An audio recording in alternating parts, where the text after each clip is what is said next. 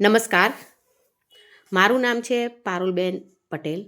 હું વાઘપુરા પ્રાથમિક શાળા ક્લસ્ટર લોરવાડા ડીસા તાલુકામાં છેલ્લા 15 વર્ષથી ઇંગ્લિશ ટીચર તરીકે એટલે કે લેંગ્વેજ ટીચર તરીકે કામ કરું છું.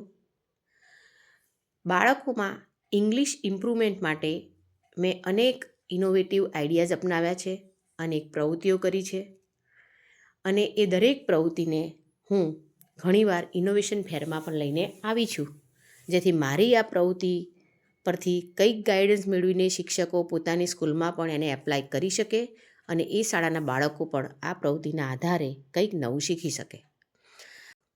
આ વખતે મારા નવતર પ્રયોગ એટલે કે મારા ઇનોવેશનનો ટૉપિક અલગ જ છે.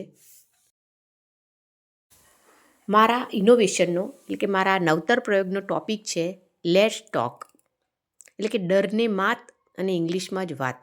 આવો મેં હટકે ટૉપિક આપ્યો છે અને આ ટૉપિક આપવા પાછળનું કારણ એ છે કે આ વખતનો મારો ઇનોવેશનનો જે ટૉપિક છે એના આધારે જ મેં પ્રવૃત્તિઓ કરી છે. બાળકોનો કોન્ફિડન્સ વધારવા માટે બાળકો કોન્ફિડન્સથી વાતચીત કરી શકે ઇંગ્લિશમાં અને એમનો કોન્ફિડન્સ વધારવા માટે મેં અનેક પ્રવૃત્તિઓ કરી છે અને એ જ પ્રવૃત્તિઓ લઈને હું આજે ઇનોવેશનમાં આવી છું. જેમ કે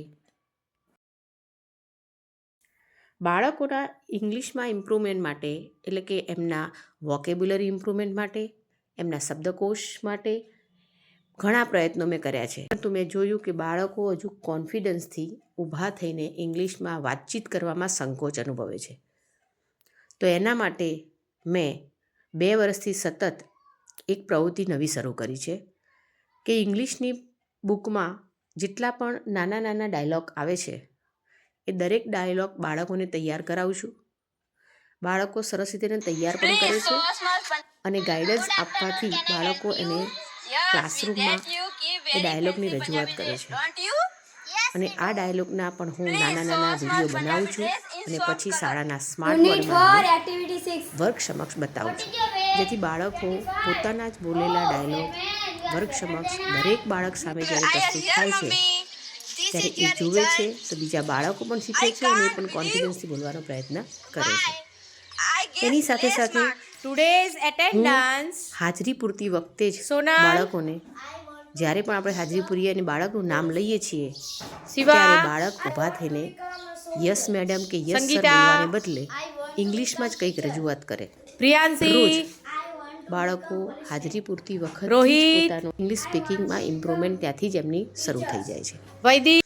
એની સાથે સાથે દરેક બાળકને વારા પરથી રોજ જીકેના 5 ક્વેશ્ચન ઇંગ્લિશમાં પૂછું છું.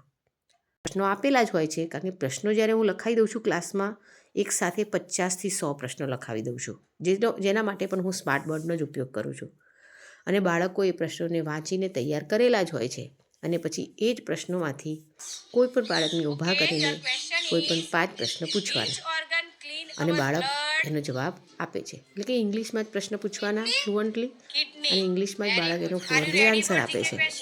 તો અહીંયા પણ બાળકનો કોન્ફિડન્સ ઇમ્પ્રૂવ થાય છે અને પછી એના નાના નાના વિડીયો બનાવીને હું મારી યુટ્યુબ ચેનલ તેમજ સ્માર્ટ બોર્ડમાં પણ એને મૂકું છું. સ્માર્ટ બોર્ડમાંથી બાળક પોતાના ક્લાસરૂમમાં જોઈ શકે છે, પણ યુટ્યુબમાં મૂકવાનું કારણ એટલું જ છે કે એ વિડીયો બાળકના પેરેન્ટ્સ પણ ઘરે જુએ છે, એના સગાવાલાને પણ બતાવી શકે છે અને ત્યાંથી બાળકનો કોન્ફિડન્સ વધી જાય છે. એટલે કે પેરેન્ટ્સને પણ ખબર પડે છે કે ગવર્મેન્ટ સ્કૂલમાં કેટલું કામ થાય છે. તો એના માટે જ હું આ વિડીયોને યુટ્યુબ ચેનલ પર પણ મૂકું છું અને બાળકો પોતાનો વિડીયો યુટ્યુબમાં જોઈને વધારે આમ ખુશ થઈને વધારે કંઈક નવું તૈયાર કરવાનું એમનામાં કોન્ફિડન્સ આવે છે. તો આ રીતે આ વખતના મારા આ ટૉપિકમાં વિડીયો દ્વારા બાળકોનું કોન્ફિડન્સ વધારવાનો મેં કોશિશ કરી છે. તમે જોઈ શકો છો, જો બાળકોને આ રીતે હું અલગ અલગ પ્રશ્નો પૂછું છું અને કોન્ફિડન્સથી જવાબ આપે છે અને એના નાના વિડીયો બનાવીને આ રીતે હું એને શેર કરું છું. આ જ રીતે એમને હાજરી દરમિયાન પણ એટેન્ડન્સ વખતે જ હું એમને ઇંગ્લિશમાં બોલવાની પ્રેક્ટિસ થાય એવી પ્રવૃત્તિઓ કરું છું, જે તમે વિડીયોમાં જોઈ શકો છો.